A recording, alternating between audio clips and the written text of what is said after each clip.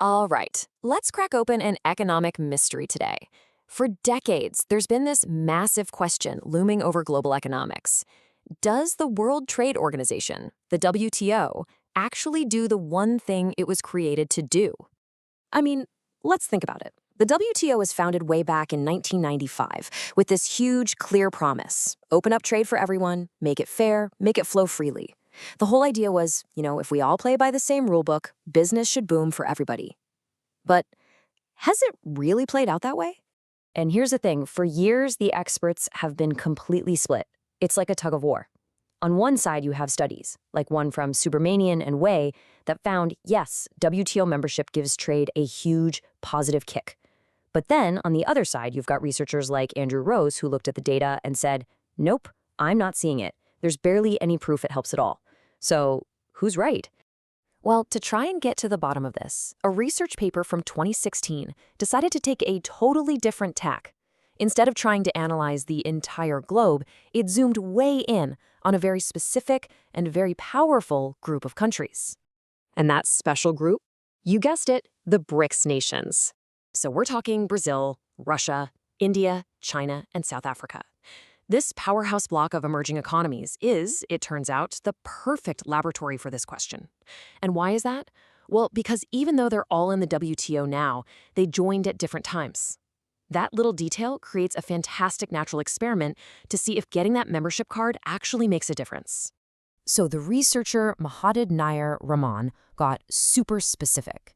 The question wasn't just, did trade go up? It was, between 1995 and 2014, did joining the WTO increase trade between these 5 countries? Not their trade with the US or Europe, but specifically amongst themselves. Now, to answer a question like that, you can't just glance at a spreadsheet. You need a really sophisticated tool, kind of like a detective's toolkit for trade data. And the one used here has a really clever twist. It's called the gravity model of trade. Seriously, it's inspired by Isaac Newton. The basic logic is super intuitive. Just like giant planets have a stronger gravitational pull, huge economies, we're talking big GDPs, tend to pull in more trade.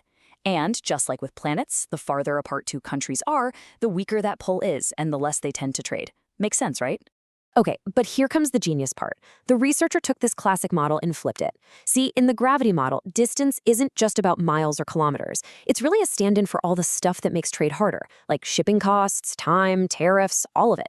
So the researcher did something brilliant. They took out geographical distance and swapped in a totally new variable, the number of days a country had been a member of the WTO.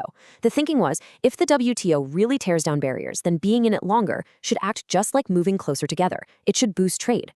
It's a really smart setup for an experiment. So after running all the numbers through 5 different models, one for each of the BRICS countries, what did the data actually show? And the results are laid out right here. And wow, let's walk through this. First off, a country's own economic size, its GDP, yeah, that was a big deal, especially for giants like China and Russia. No surprise there.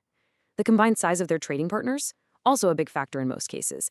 But then we get to the star of the show, the variable we really care about: time in the WTO. The impact? Nothing. Nada. Statistically insignificant. So let's just boil this all down to the crucial point. When you sift through all the data, there was no direct, provable connection between how long a BRICS nation was in the WTO and how much more it traded with its fellow members. The real economic gravity, it turns out, was coming from the sheer size of their economies, not from their WTO membership card. Okay, so that leads us to the final verdict. What's the ultimate takeaway from this whole investigation? The verdict from the study was crystal clear.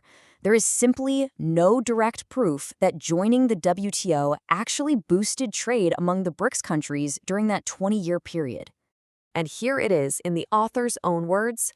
The study concludes that the total merchandise trade of BRICS has not been positively impacted by the WTO membership. I mean, that is a pretty stunning conclusion, and it really seems to support the skeptics in that big WTO debate. But hold on, does this mean joining the WTO is pointless? Well, not so fast. The paper suggests the story might be a little more complicated. The effect of the WTO might not be zero, it's just probably not direct. So here's the theory for how it might work. Joining the WTO could push a country to adopt policies that are just good for the economy in general. That helps the economy grow, which means a bigger GDP. And what do we just see from the results? A bigger GDP absolutely, positively leads to more trade. So, you see, the link might be there, but it's a two-step shuffle. The WTO isn't a simple switch you flip to get more trade. It might be more like the engine that helps grow the whole economy, which then powers that trade. And that leaves us with a really fascinating final question.